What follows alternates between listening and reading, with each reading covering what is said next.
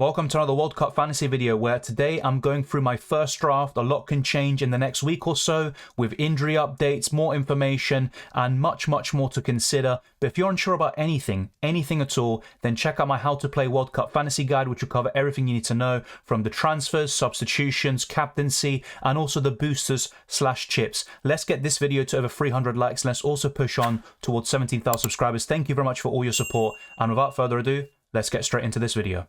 I've gone for two South American goalkeepers, starting with Galíndez from Ecuador. Now, I have a few doubts about him because in the last four friendlies, he's only started one, which was in the recent game against Japan, a 0-0 draw for Ecuador, but he was benched in the other three for Domínguez.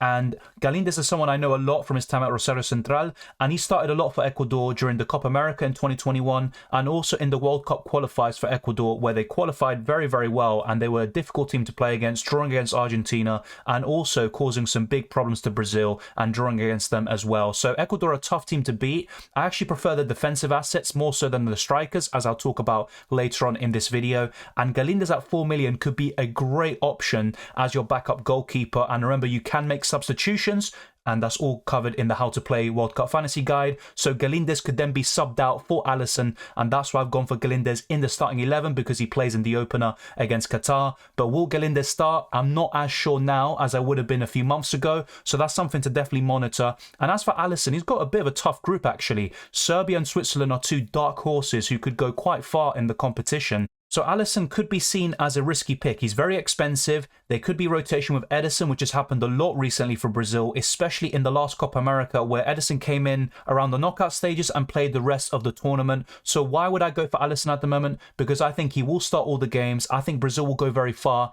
And also the record under Tite, who will be leaving Brazil after this World Cup. They have won 75% of their matches, exactly 3/4 of their matches, since 2016, by the way, and they've conceded 27 goals in 76 matches. That is a ridiculous record. Brazil are one of the favourites to win the whole thing, and they're a defensive juggernaut. So despite those tough fixtures, I think you could go for one, if not two, to cover their defence.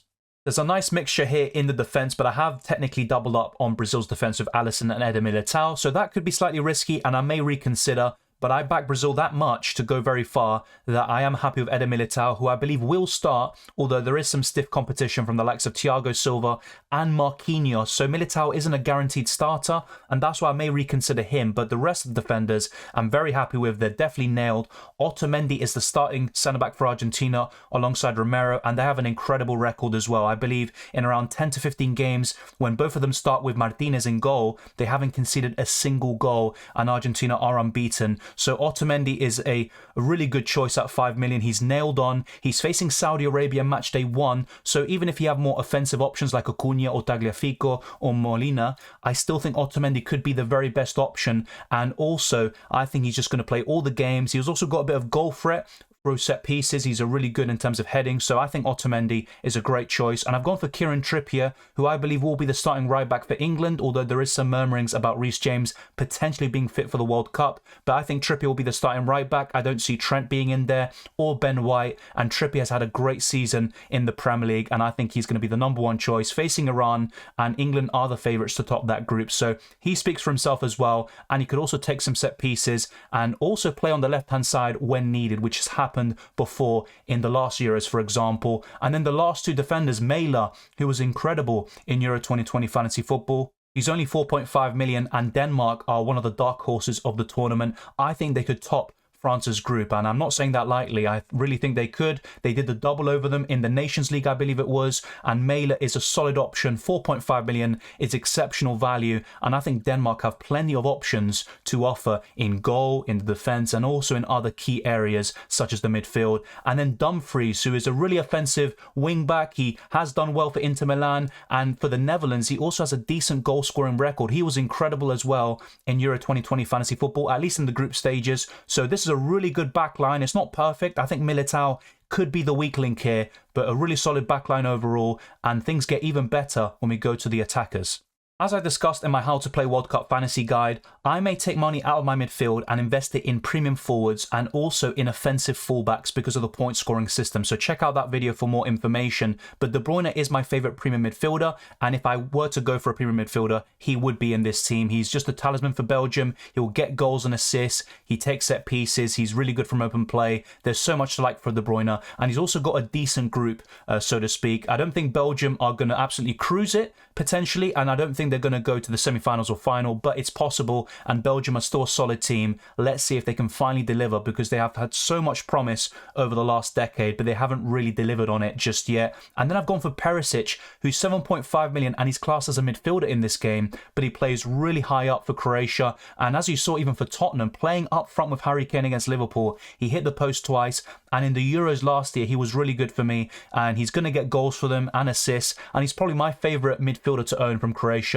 despite having Modric and Rakitic as well to choose from. But in my opinion, Perisic is probably the best of the lot, although I am also considering Modric for sure. And then Foden is in here, and he's another one, once again, which is maybe a bit punty. I'm not so sure what England are going to do. Will Southgate play Sterling, which I don't believe should be the case, but Sterling has had a lot of credit in the bank. He's done very well in previous tournaments as well. So Phil Foden is actually an interesting one, and he could be, you know, the kind of wild card. He's a bit of a troll for me in FPL, so maybe I'm just going to avoid him altogether. But if he starts, especially against Iran, for example, I think Foden could do a really good job. And then Bergwijn, he's had such a renaissance this season, playing for Ajax, scoring goals consistently, and he's also done it for the national team. He's got a good goal scoring record in recent matches, and he's starting all the games up front as well, in a front two, maybe sometimes when they play a front one, should I say. Bergwijn will play to the left of that, but he's a good option nonetheless, and I think he's going to offer really good value. And Netherlands are the favourites to top their group. I think Senegal and Ecuador are going to be tough. Qatar have the home advantage, but Bergwijn is a good choice. And also, I could see Netherlands maybe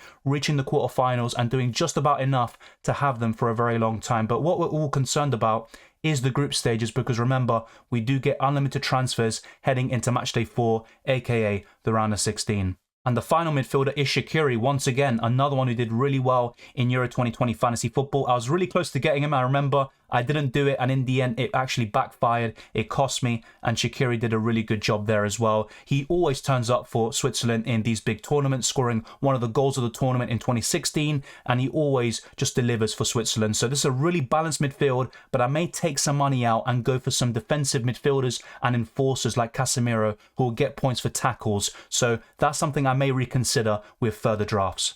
I've used up all of my budget to go for Messi, Richarlison and Estrada, 3 South Americans, but I want to make a few kind of key notes here. So with Richarlison, he is currently injured, but he was called up still to the Brazilian national team. So there is a chance he will be ready and fit for the group stages, but that's something definitely to monitor. And as for Estrada, I talked about this earlier with Ecuador. They are a good team. They're dynamic, high pressing, really difficult to play against. They make things uncomfortable even for the best nations, but their goal scorers just really aren't good goal scorers, in my opinion. They aren't great finishers. Estrada is one of them, but that Qatar fixture could be really good for the likes of Estrada, Enner Valencia, and a few other key assets like Gonzalo Plata in the midfield, who I believe is 4.5 million, so keep an eye out for him as well. But with Estrada, he's not someone that I might have going into the Matchday 1 deadline when I reflect on it now, because I might go for a cheaper midfielder, for example, like Casemiro, and that will give me enough money to then upgrade Estrada to a more reliable forward. So that's something I could change, but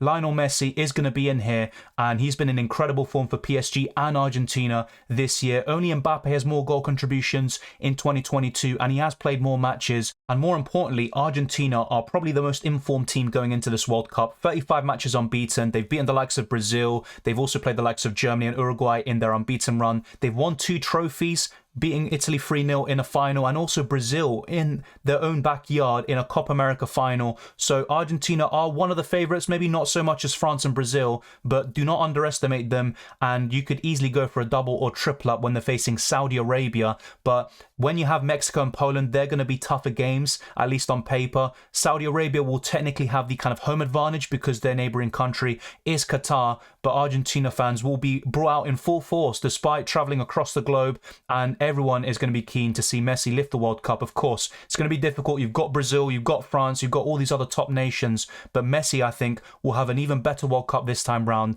than the last one. Hopefully I haven't jinxed it, but I have a really good feeling about him with the current form he's at and what he's shown for Argentina over the last few years, which is just taken to another level to what he's done beforehand, and Argentina are looking good. So I would go for Messi, but as you can see, there's quite a lot of big omissions. No Neymar, no Mbappe, and that's where the 12th man could come in for me. I could use the 12th man chip and go for one of those assets, but remember, you cannot captain, transfer or substitute that 12th man once you play the chip. So that's something I will think about, and there are definitely some flaws with this team. I think the likes of Militao, Foden and Estrada, potentially also Richarlison, will probably be the weak links of this team, and I might reconsider and restructure my team to take money out of my midfield, like I said, and put more money in my forward line. So let me know your thoughts on this first draft. There are definitely obviously going to be some critiques of it, but I welcome them as long as it's constructive. And before I forget, let's talk about the captaincy very briefly. So I wouldn't captain Galindez. I would go for Messi as my original captain. You can only change the captaincy once according to the rules, which are very vague. So Messi will be my original captain on the Tuesday. And if he doesn't do as well as I would have hoped for, then De Bruyne would be my captain waiting on the Wednesday, the following day. So it's a bit different to UCL Fantasy, it seems, and also FPL. It's kind of a mixture of both, but you can basically have up to 2 captains in one match day. But of course, if we get any more clarification from World Cup Fantasy and their team, then of course I will let you know. But thank you very much for watching. If you enjoyed this video or found it useful, then be sure to smash the like button and subscribe for new. Let's get this video to over 300 likes, and let's also push on towards 17,000 subscribers and beyond. You can follow me on Twitter and Instagram, DylanRCM, for all the latest FPL, UCL Fantasy and World Cup Fantasy updates, and you can also become a patron or a channel member. The links are in the description below. The same goes for the World Cup Fantasy League. It's all down there in the description. The same goes for the Discord server. I wish you all the best of luck for Matchday 1 and the rest of the World Cup, and I'll see you next time.